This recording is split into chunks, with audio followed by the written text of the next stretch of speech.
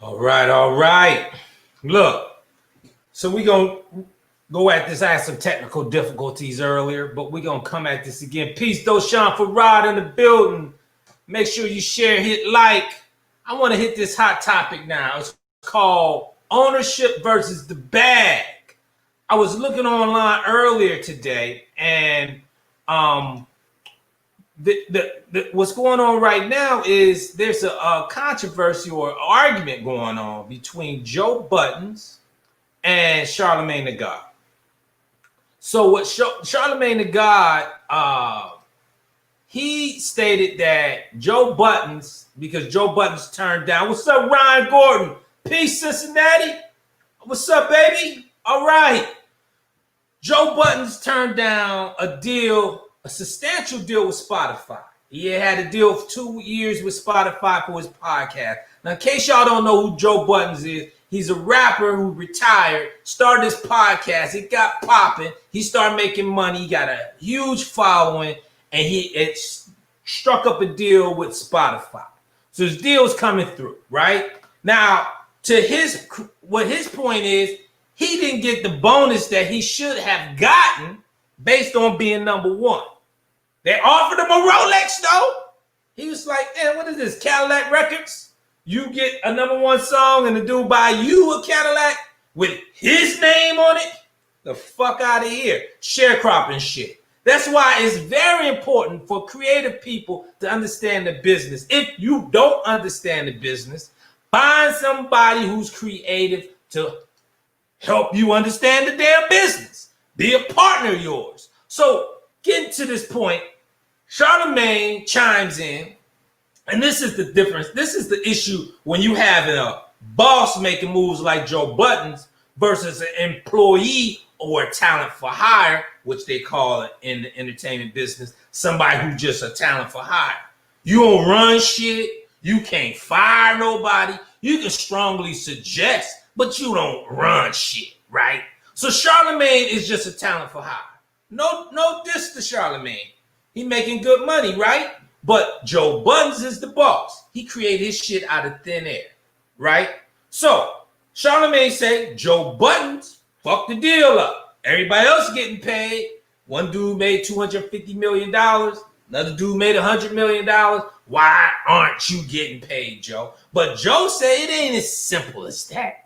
And this is the difference between ownership and chasing the bag. You remember Dave Chappelle a while ago at Comedy Central? Let me give y'all a little insight on Dave Chappelle. He had in his contract, if he broke a certain record, he would get 50% of the profits, right? So Comedy Central, Cartoon Network, whatever that is, his Chappelle show just took off. DVD sales, people chiming in, all kinds of merchandise. He makes $500 million for Comedy Central, for the Dave Chappelle show. When it came time for him to renegotiate the contract, he's expecting $250 million check. But these people who run the network, they ain't giving that kind of check away, even though it's in the contract. They pulled some sharecropping bullshit on this nigga. Oh, I know, Jeff Rowe, you picked all that cotton this year, and we really surely happy about it. But accounting says that you had some expenses, you used too many pencils, used too much seed, you took too many breaks, Jeff Rowe. Your son ate one bean too many, and we're going to have to renegotiate the terms of the agreement. Instead of you getting $250 million, Dave Chappelle, we gonna give you $50 million. And we gonna decide to separate you from your staff, and we gonna lean in on how your creativity go. Dave Chappelle like, what? Huh? You know Dave Chappelle, huh? What? Motherfucker, you owe me $250 million. They said, well, yeah, but you ain't getting that money. We keeping that. But we will give you 10%. How's 50 million, Dave? Hell. Dave like, well, what you think my fans gonna say when I tell them what you did? And then that's when the horns came out. And I ain't talking about no goat horns. I'm talking about devil horns. Satan came out. Oh, well, Dave, our cousin run the media and all the newspapers. So about time you leave here and land, if you don't sign this deal, we'll say you are insane and a crackhead. Dave like, what? Dave leave LA, fly to Ohio, and now it's out Dave is insane and he's smoking crack. So Dave like, fuck y'all, I ain't signing shit, and he go to Africa. But he go to South Africa. South Africa is just like San Francisco. Cleaner. People ain't shitting on the street. So he hangs out. He said, fuck Comedy Central. And then what they do, they give Key and Peele his show, and they did a good job with it. But Dave like, fuck y'all. So this is the same thing they did. Ownership. That's why it's important. Tyler Perry just became a billionaire officially today. Now let me tell you something. When I become a billionaire, none of you motherfuckers gonna know. I'm just telling you. I ain't telling nobody shit. I ain't reporting shit. I'm gonna be like the Rothschilds or the Rockefellers. You know they paid, but you don't know how much money they got. Only poor, rich, white folks tell you how much money they got. That's how I know, what's that, Bezos? He works for them. You know what I mean? He $100 billion, talking about he the world richest man. No, the motherfucker that print the money is the world richest man. Rothschilds, they say they worth $500 trillion. I just digress. I want to just let y'all know that's the terms on how money get down. So with Joe Budden and Charlamagne.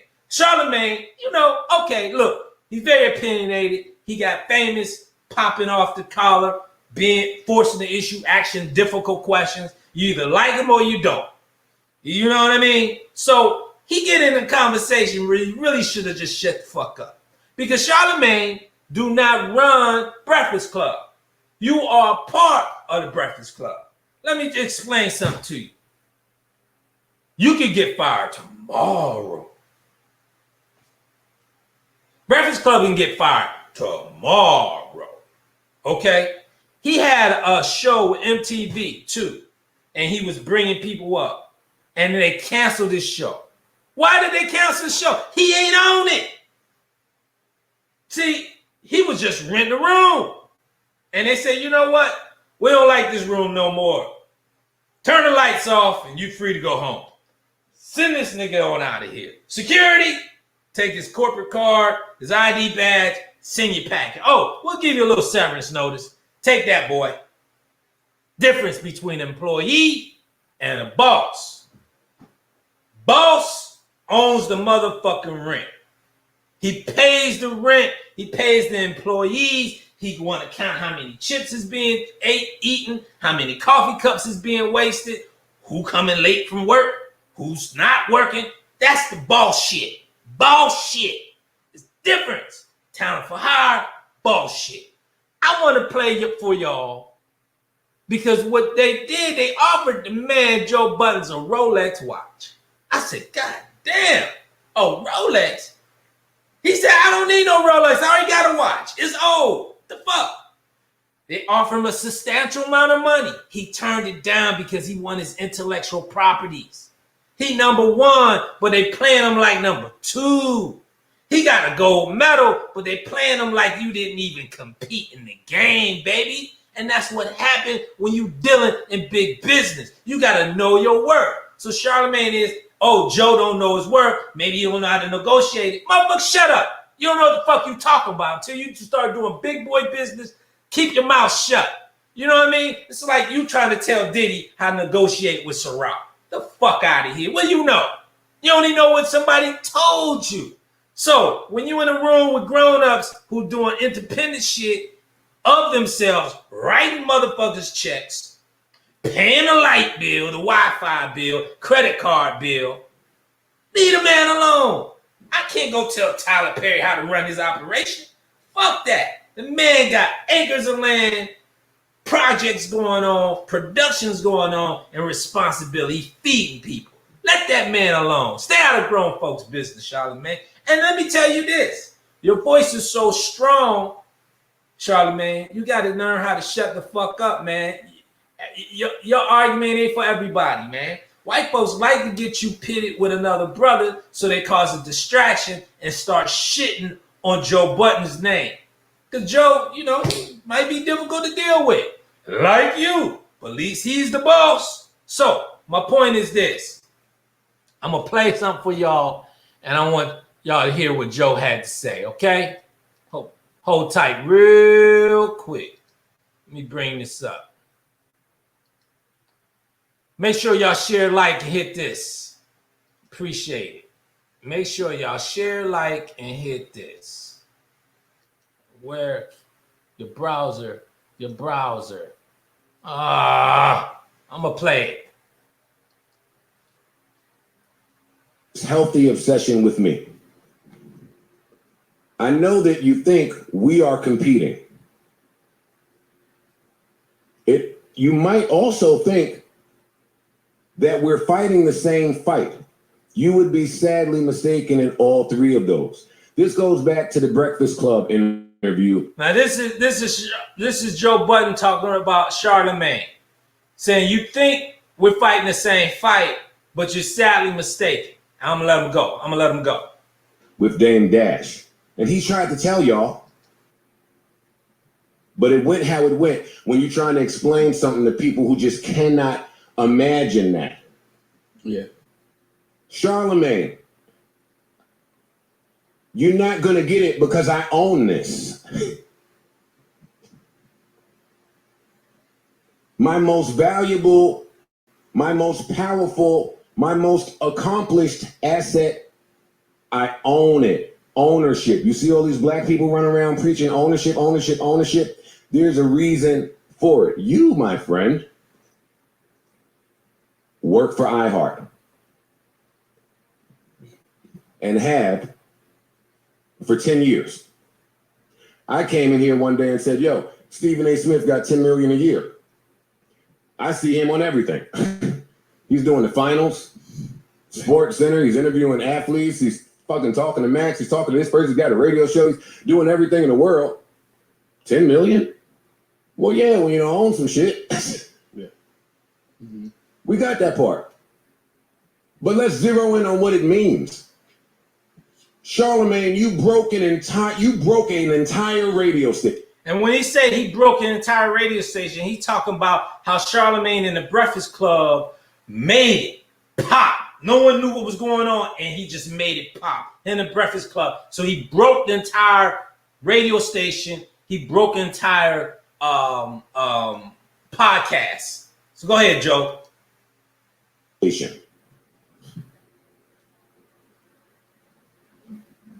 Number one, morning drive. 10 years in a row.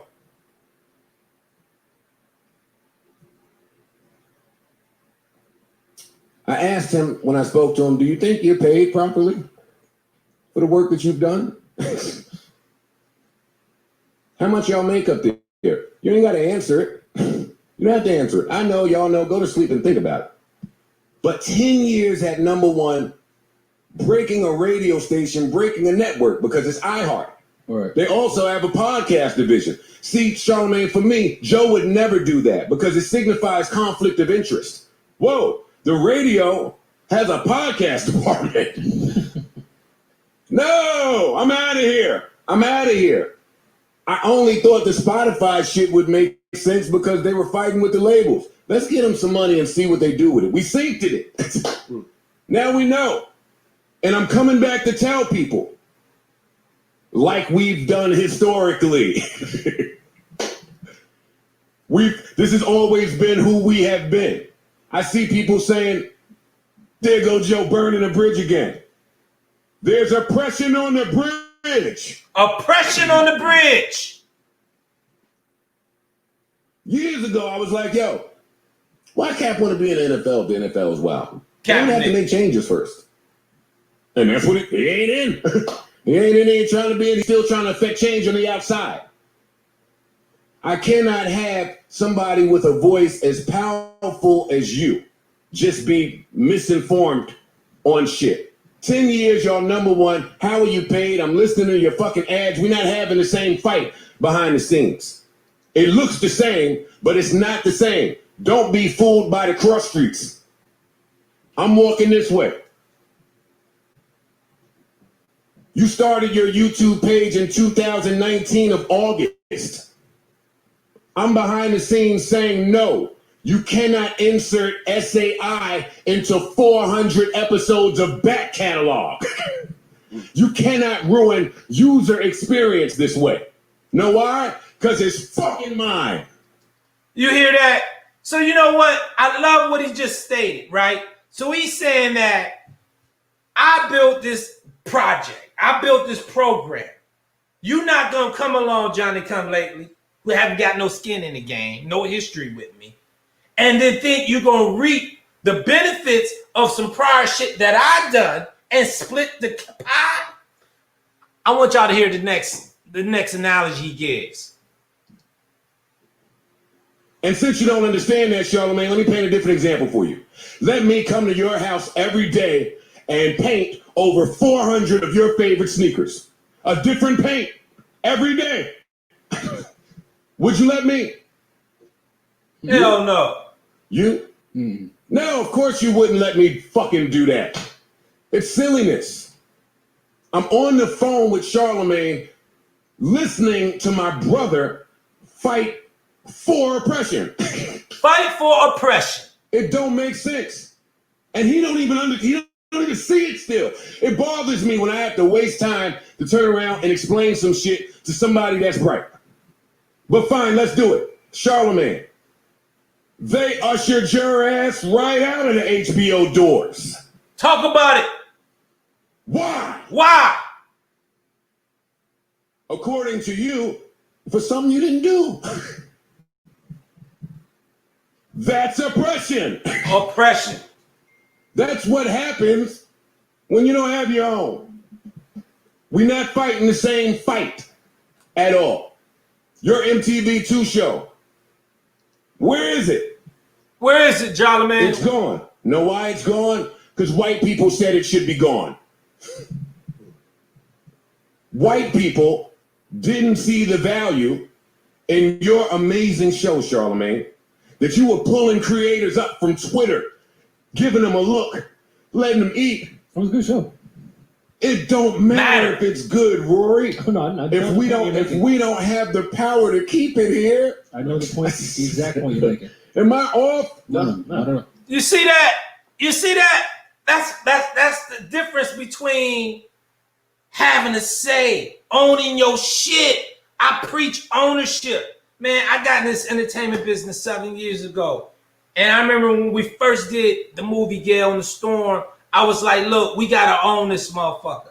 Unless they're going to pay us an enormous amount of money where we can go out and do another damn project. But other than that, let's own this shit. And we own it. We still get checks, not huge checks, but we still get checks from the royalties. And that's the power of ownership. But see, what the people do is they trick you.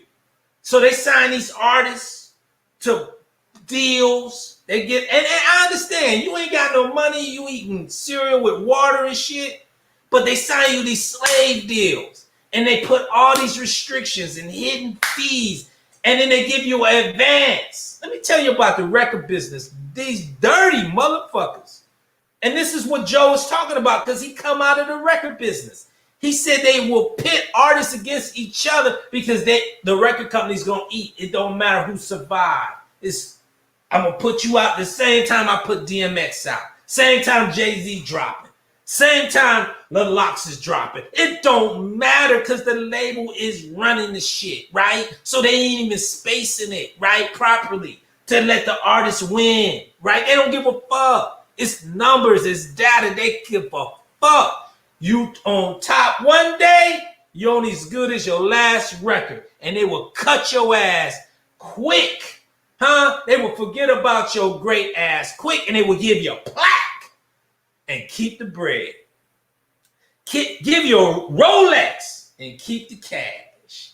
Huh? You go get your own goddamn Rolex. Hell, you might not want to wear Rolex. You may be cool with the Timex. I don't know. Choice is yours. But why they give you trinkets? I never got that. They give you trinkets, gold plaques, all that bullshit, and they keep the cash. Keep you in debt. Let me tell you something. Debt is slavery, man. Huh? So sometimes it's not about the money. It's not about the money. And see, when white folks can't get you with money, they don't know how to handle your ass. They don't know how to handle you. Joe Budden said it ain't about the money. He said they offered him more money than he ever seen in his life, but the deal wasn't right. Dave Chappelle, the deal wasn't right. I got to have my ownership. I got to have my freedom. I got to have my integrity. So I applied Tyler Perry and said, fuck being in Hollywood trying to get an Oscar. I'm going down to Atlanta and I'm going to build my own table and I'm going to sit at the head of that motherfucker. And I'm saying this for everybody on this line. You got your job, keep it, but work on something in case that job say fuck you tomorrow. Then you got something to fall back on. Because you know what? Bills don't stop. I love this conversation. The power of entrepreneurship, the power of ownership versus the bag. They sell you out to the bag. And let me tell you, they'll give you a check and they're going to tax your ass 50%. You don't pay the taxes. A couple years go by and they confiscate all that shit with the IRS and you black broke again. God damn it, you got to know what to do. You got to know your business. You got to know how to handle your money. You can't be in the strip club giving your money away for teasing. Shit, I'm telling you right now, it's ownership, man. They don't teach ownership. 3 things they didn't teach black folks coming out of slavery. On purpose. I'm going to drop some wisdom on you tonight.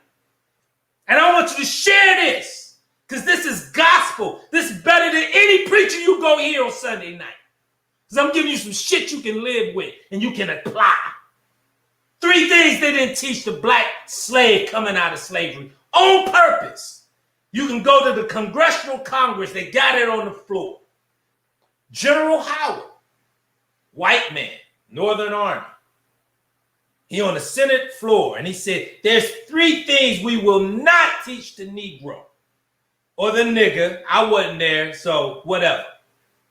First thing, science of business. We won't teach the Negro the science of business. We won't teach the Negro the science of warfare. And we won't teach the Negro the science of mating. Why? Why not teach the Negro the science of business? Well, mind you, they emancipated the slave. They didn't free you. Emancipation means let go but still control. That's in the dictionary now. Emancipation means let go but still control. All right? Please hit share, like this. Do this on Facebook. Share. Invite people to the stream. This is some good shit right here. All right. Emancipate. So we're not going to teach you business because if you have business, you can always be independent.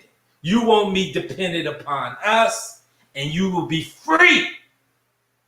So we won't teach you the science of business. You got to figure that shit out yourself. Science of warfare. Why won't you teach the science of warfare? Well, because business is warfare. And warfare protects the outside enemies, the science of warfare, from coming in to take your business. So it creates strategies. It creates a fortified defense mechanism and an assault mechanism to protect the business from your enemies and outside forces. So they weren't teaching the Negro the science of warfare. Third thing they would not teach the Negro is the science of mating. What do you mean the science of mating, Derek? There's an actual science of mating. Like you mate dogs, for example. I know that's a bad thing, but you know, if you want to get a champion dog, you mesh them up with the right stud, the boxer. You know, these dudes breed dogs, right? And they got papers that this dude's grandfather was a champion. Same with horses. Kentucky Derby coming up this weekend. It's a science on how they breed these horses, man, right? And it's a science if you breed human beings properly, you can get a Doogie Howser who be 13 years old and a fucking genius and a doctor at 13 years old. Huh? You can get a genius. So they don't want us having genius. They want you having followers. They want you to be dumb. And that's why in the record business, they screw these young artists over because they don't read the contract. They get them a watch. They get them a car. They give them a stripper. They give them a little place that they do not own. And they give you an advance that you got to pay back. We're going to give you $1 million advance. You want a video? Cost $500,000. That's coming out of your $1 million. Oh, you may run over. And now they're going to cut into your masters. You know, in the record industry, they keep your masters, man. That's what Prince was fighting for. You don't need them. Once you got a fan base, and what they going to do? They're going to take the music to the same people you planned on selling it to. That's why the rappers, when they go independent and they sell 700,000 or 1 million copies, and they offer them, look, 7 million. They gave Ludacris $7 million because he sold $700,000 independent. That's 10 times the amount. So he's worth 10 times the amount, but he didn't even know he was actually worth 30 million. Master P said he turned down $1 million check from Jimmy Iovine. Jimmy Iovine didn't even know him. Told him, look, man, I'll give you $1 million right now, but I will own your name for 7 years. Your masters, and you gonna belong to us. Master P said, oh, you know what? I gotta go to lunch. He said, if you don't come back, you'll never get a deal in this town. Gangster shit. These motherfuckers is gangsters, boy. Whoa, record business, right? Master P left. Him and his brother got an argument. His brother said, why you ain't take the money, nigga? We could go back to the projects and take over. Nigga business and nigga money. You see how small the mind he was? He said, man, look, this dude didn't even know me, offered me $1 million. How much you think I'm worth? 10, 20 million, 30 million? Turn the deal down. Now he worth $350 million. Huh? And own his shit, his masters, his clothing line. It's business. So, Charlamagne, shut up when grown folks is talking, man. I know you're opinionated. You got a voice. You know what I'm saying? But you ain't big boy. You ain't no Big Will. You ain't Jay-Z. You ain't Diddy. Actually, you work for Diddy. Your shit is on Diddy's network. You work for iHeart. And you built it. And you ain't... Look, Joe Budden said he wanted some stock options. Spotify is trading heavy. Give me some stock options. They ain't offer that shit. We ain't trying to make... We'll get you a little paper, but we ain't trying to make you wealthy. You can be rich. Rich, Chris Rock said, there's a difference between rich and wealthy. Rich, that's Shaq, okay? You can go travel, you got a nice house, couple cars. But wealthy is a motherfucker right to check the Shaq. That's wealthy. That's wealthy. Them the people that print money. Them people ain't got to worry about their credit good. Huh? They own the police department. They ain't get no traffic ticket. They ride their bike without a bicycle violation. Nobody gonna fuck with them. Huh? Wealthy. So I want to play some more because I'm on this thing. I'm excited. Feel free to share, hit like. I want to share. I want to go a little bit further. Joe Budden, what else you got to say, baby? Get your own. Get your own. 100%. You can't, and that's why a lot of you listen. There's a lot of these racist niggas that play both sides. They know the values with the blacks, but they won't share with us. They're getting cool with the racists behind the scenes. It's a lot of us that say we want to emulate the Hoes, Jay-Z and the Puff, and Puff, and is that Byron Allen? Yeah. The Byron Allens. Mm-hmm. It's a million names I could pull out right now, but the Master P's, the Kanyes, all of the people that had to change status quo to come back and show us how to do it. But they have to speak in codes just like they fucking had to do in the slave days. I watched the Yusef Hawkins doc the other day. Came in here and talked about it. Know what it instantly brought me to? When Chub Rock put out Treat 'Em Right, I was dancing my ass off. Never forget, you said Hawkins, and when you walk in, you don't just stutter. Black on black, remember that. It's simple. Mm-hmm. I was a kid. Right. My brother, who I did not know, was coming to talk to me. Public Enemy, Fight the Power, Marvin Gaye, What's Going On, Sam Cooke, A Change Gonna Come. This is not new. Every decade is us speaking through our mediums, alerting our people as to what is going on. I cannot have someone as powerful as you be as ignorant as you fucking sound. You're too important. Your voice too loud. Imagine if it was another nigga moving like me and you doing that over at iHeart.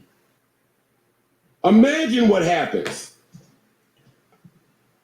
Shout out to everybody choosing to do it whatever way they see best fit. I'm not angry at you.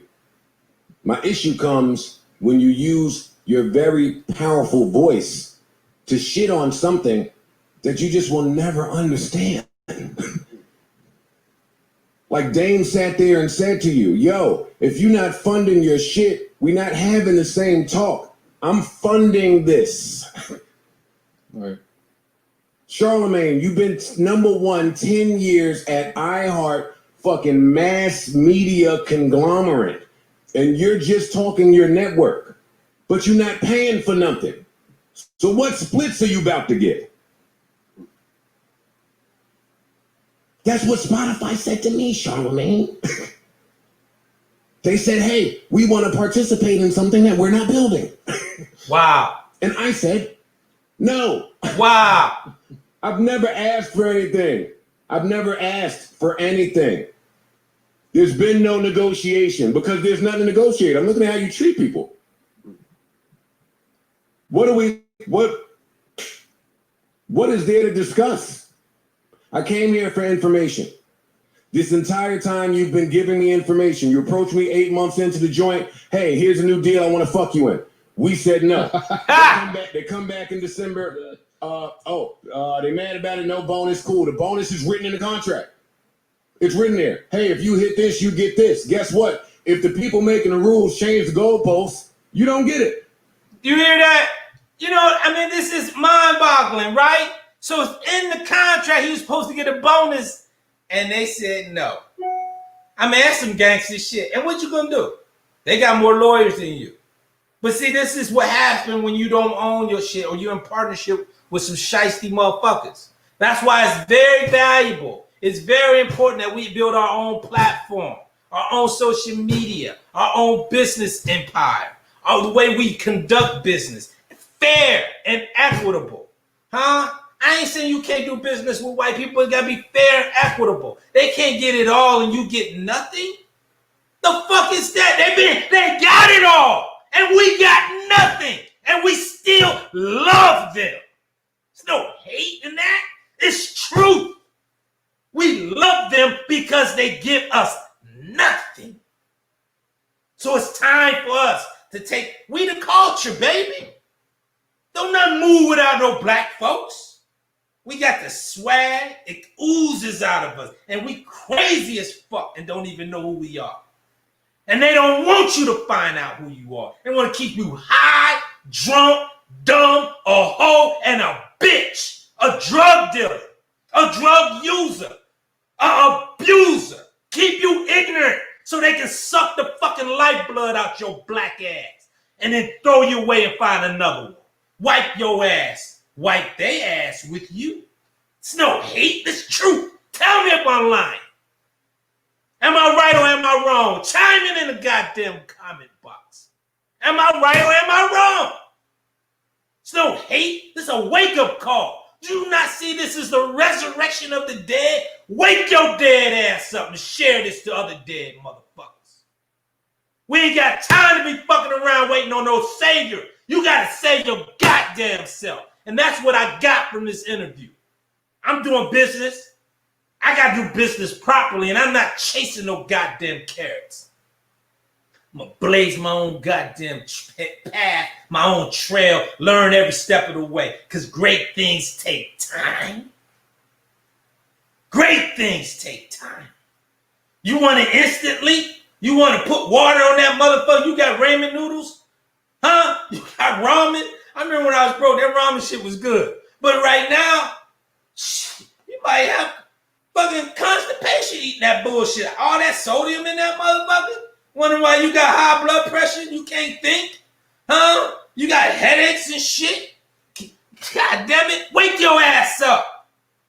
It's time for us to wake up and wake up our brethren. We ain't got time to be playing no game. Give a fuck what church you go to, what religious affiliation you belong to, who you vote for. I don't give a fuck about none of that. Time is now for us to unite.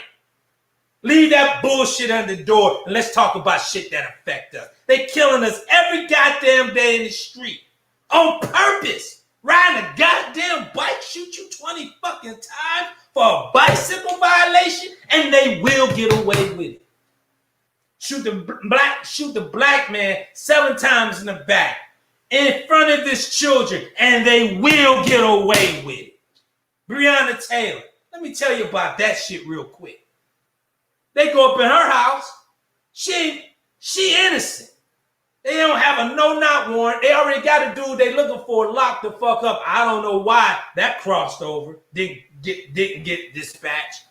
Kill her, and they gonna get away with it. You know why they gonna get away with it? I'm on Judge Joe Brown's show last week, and he said, Derek, it was a mistake, and they're not at fault. Oh, no-knock warrant. They had a no-knock warrant to the wrong address. Dude they looking for already in jail. Mistake. When they hit the door to come in, her boyfriend busts at them thinking it's a home invasion. He has every right to defend himself based on the castle rule. But the police fired back and killed her mistakenly. And they have every right to return fire. So if you think that they gonna throw some black people and some cops in jail for that, nope. They gonna pay. Then they tried to get the dude that they had locked up a plea bargain and say, look, we'll let you off and just say that she was a dope dealer with you, a kingpin, and we'll let you slide. But he was a G. That dude is a G, facing 10, 20 years. He said, you know what? Fuck y'all. I ain't lying on that girl. I love her. Y'all made a mistake and killed my baby. Fuck y'all. I'll do the time. That's what real men do. None of these pussy-fied motherfuckers they got running around here sell you out for a goddamn bag, for some freedom that they gonna come and take away at any drop of a hat. No! So we ain't got time for that no more. So Charlamagne, I love you, but keep your mouth shut, motherfucker. You know what I mean? You ain't no boss. You an employee. You got your own little company on the side. You write your books and shit, but you ain't no boss over there. So stay out of people's business. Stay out of boss talk. Dame Dash try to tell you motherfuckers. You don't run shit here. Huh? I can't allow that. Dame Dash. He said, I can't allow that. You ain't no boss. Envy got an argument with him. I'm my own boss. Man, you getting a check. And that's cool. No shit on the people getting checks. But there's a different conversation between bosses and employees. So when a boss got to pay for everybody, got to fly people in, got to cut a check, make sure insurance is paid, lights is on, your expenses taken care of, your checks don't bounce, he has every right to come in late.